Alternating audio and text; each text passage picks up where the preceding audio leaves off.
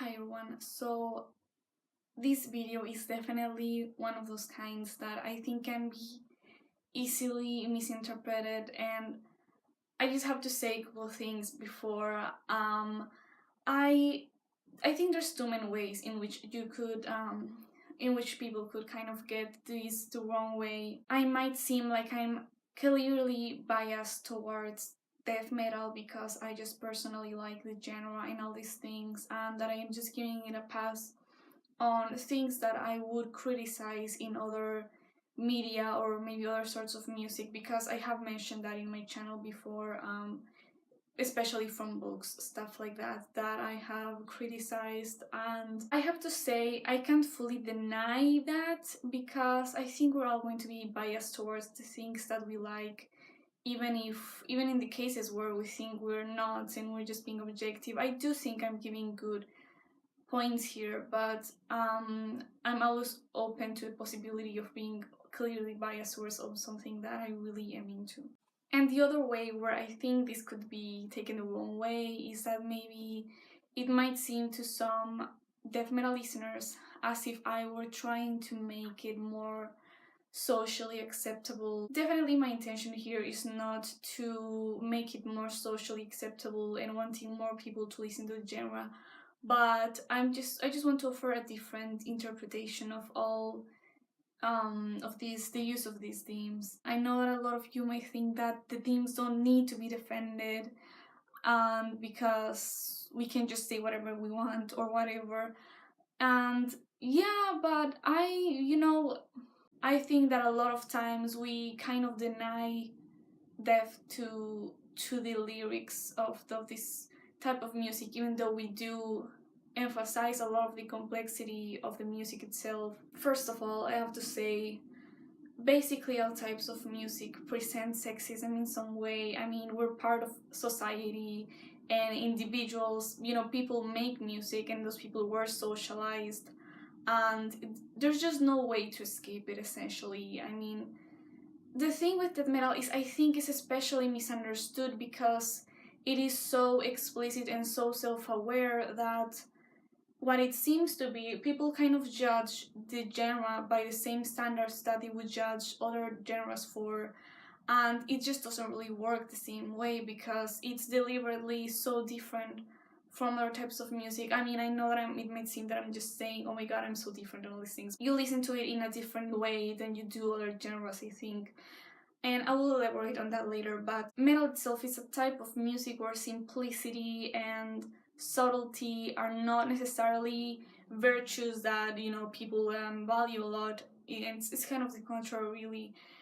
Being really straightforward and also being really complex. You can see complexity itself even in the album art of death metal bands, and it's not necessarily the case for all types of metal, but in death metal especially, the cover art tends to be really intricate, and it just has lots of details, and it's a theme that I think represents the general intentions, so to speak, of the genre real well. In death metal, there's more of a separation between the person who is writing the lyrics and or the vocalist, and the voice of the lyrics themselves, the narrator of the lyrics, right? Nobody is expected, in metal in general, nobody's expected to talk about their own lives and their own desires. And so when people listen to death metal, it might seem to them that we are just talking about our own desires, and that we somehow have this inner desire to kill people or whatever. And whenever people who do comment on the lyrics that are insiders, death metal listeners, they kind of defend it, so to speak, they will usually say either, well, it's meant to be horrible and it's meant to be disgusting, or both, usually. Or they will say, well, they can say whatever they want and we're gonna do whatever the hell we want or whatever.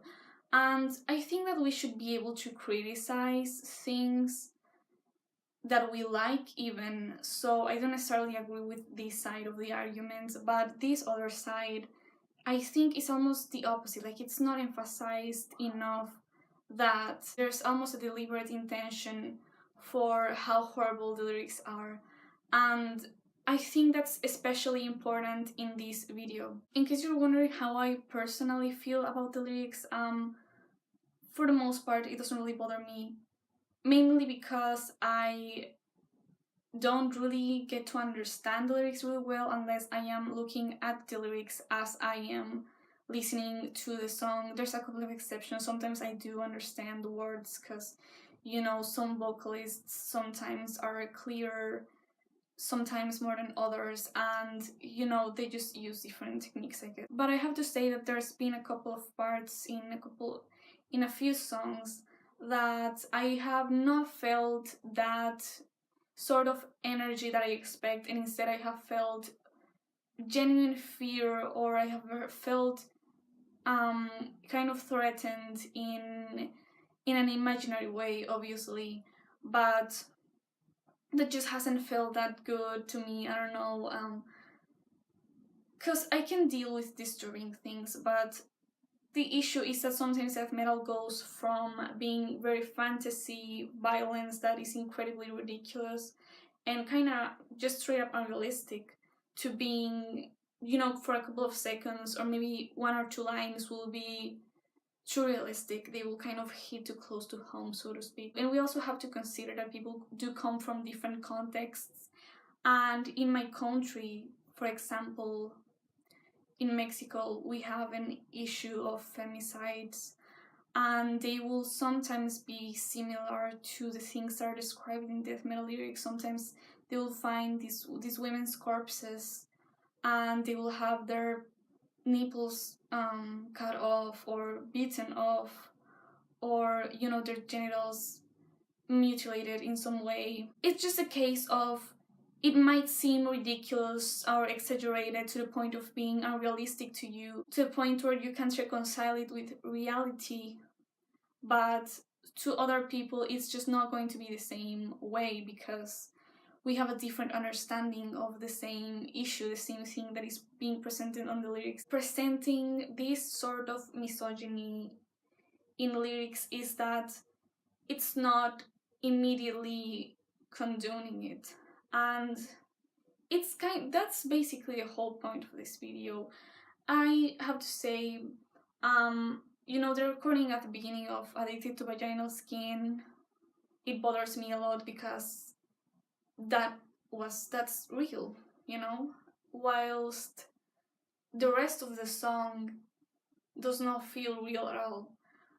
And in Icon Blood, for example, I'm mostly giving examples from this album because it helps the visuals, but in that song there's a line that goes, "She thought I was normal," and I have to say that line really fucks me up. I mean, I listen to it and I actually recognize that part, and it does bother me. It kind of, I don't know, I mean, I can listen to the song and I do enjoy it a lot, but the feeling that I get from that line is completely different from the feeling that I get from the rest of the song, because it implies many things. I mean, you could see it as implying that the man in the story, the narrator, is the boyfriend of this woman and he's been planning to kill her for a long time, and you know, all these things that just are too realistic, things that do happen in real life. And I don't think we should just simply reply to these reactions by saying, well, you're supposed to feel disturbed, because you know, I have enjoyed things that I've had also feel disturbed by, and it's not just music. It's,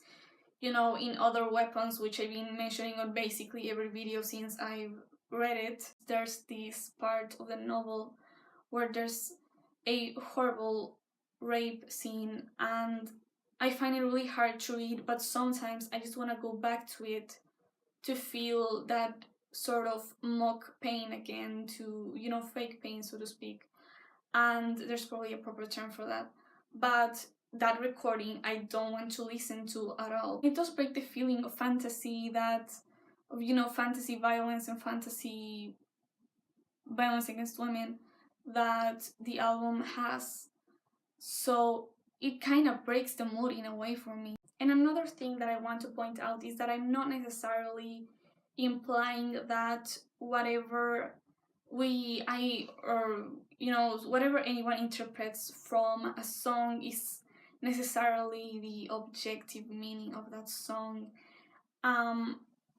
I don't think just the intention will determine the meaning of the song. Whenever one of the development guys say that the lyrics are just shock value, that's their interpretation of the lyrics. Once you have put the lyrics out there, the interpretation is not yours.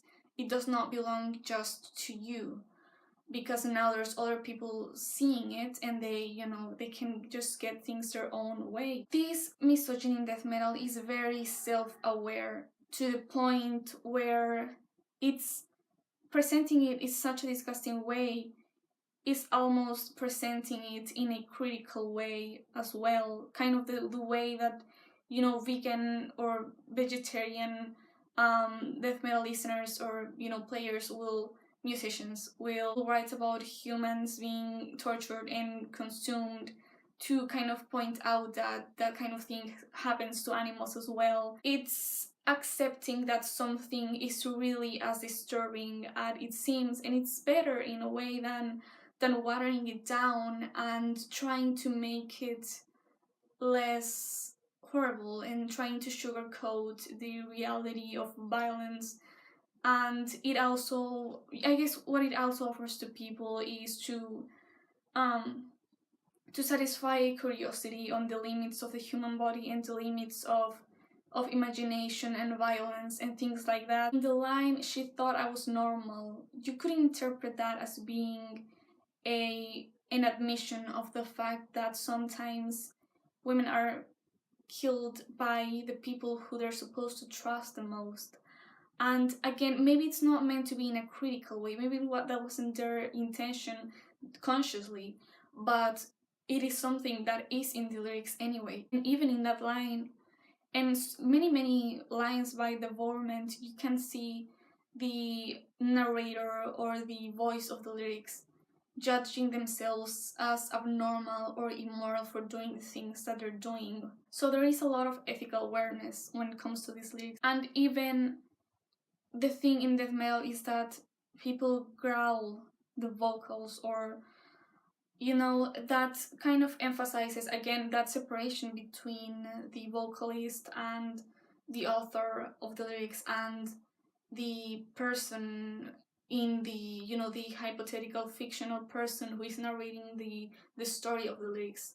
And that helps to dehumanize, or dehumanize the narrator, the character who is talking about like killing people and all these things. And even if you were to consider the intentions of the people who write lyrics, you'll find many times in interviews and things like that, they will frame the violence that they themselves present as something that is especially unacceptable and something that is especially horrible and sick.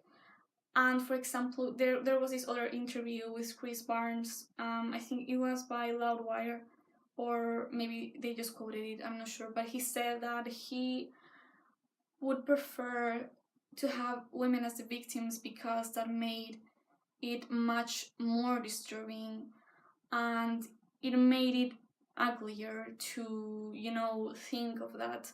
And you can see it in the way that he frames them, the women themselves. There's not that much description of them, but they will usually be described as beautiful or delicate. I mean, I guess it carries its own problems, but frames the killing of women as something that is especially horrible, and maybe something that he himself is especially worried about in a way. I mean, we have no way of knowing that. Maybe he doesn't even know it, or he doesn't really think about it, but that doesn't really change the fact that it could be an unconscious thing. And also, the artist who drew the cover of Tomb of the Mutilated, he said that he wanted to draw a woman in a position that was kind of dominant, and that's why she's receiving cunnilingus from this other corpse who is on the floor and all this and that. And that's actually quite meaningful, I think. He said that I think he had some female friends who had been beaten up by some boys, by some guys, and he wanted to not continue the pattern of violence against women, and that the lyrics could be interpreted in different ways and this and that. Because that's the thing, you don't really have control as an artist over how people are going to interpret things. There's just no way to control it because that's not something that you have any power over. The experiences of other people and their context and their understanding of words and sentences, it's just not something that is in the lyrics. It's something that is in their surroundings and in their history as people. But like I was saying, I think that a lot of death metal listeners maybe do have a particular distaste or worry in regards to violence against women, kind of in the way that for example in thrash metal many songs will be about war and violence in general, but they're usually framed in a very negative way, and sometimes they will highlight how absurd war sometimes is and how much just the people who are the innocent ones are killed and not the ones who are starting the wars in the first place, and all these things are criticized. But that's why it's such a common theme, because people sincerely are worried about that phenomenon.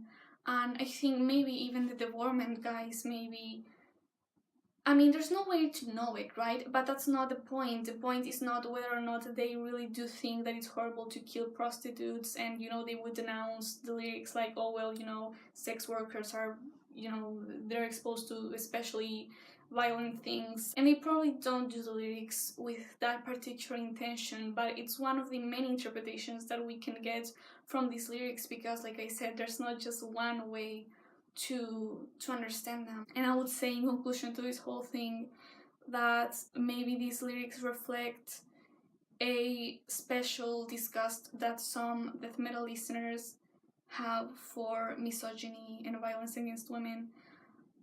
And you will see in the Devorment as well. I think they interviewed Ruben, or I don't know, but someone asked him what his lyrics were about, and he said misogyny as one of them. Obviously, it is very self-aware, and it is obviously it is framed as something negative. We do conceive misogyny as something negative when we name it as misogyny. So I don't think that, first of all, we can't make this connection of saying, well, you write misogynistic lyrics, so you are misogynist. And we also can't make the connection of the lyrics being about misogyny necessarily condoning misogyny, because it can easily be the exact opposite.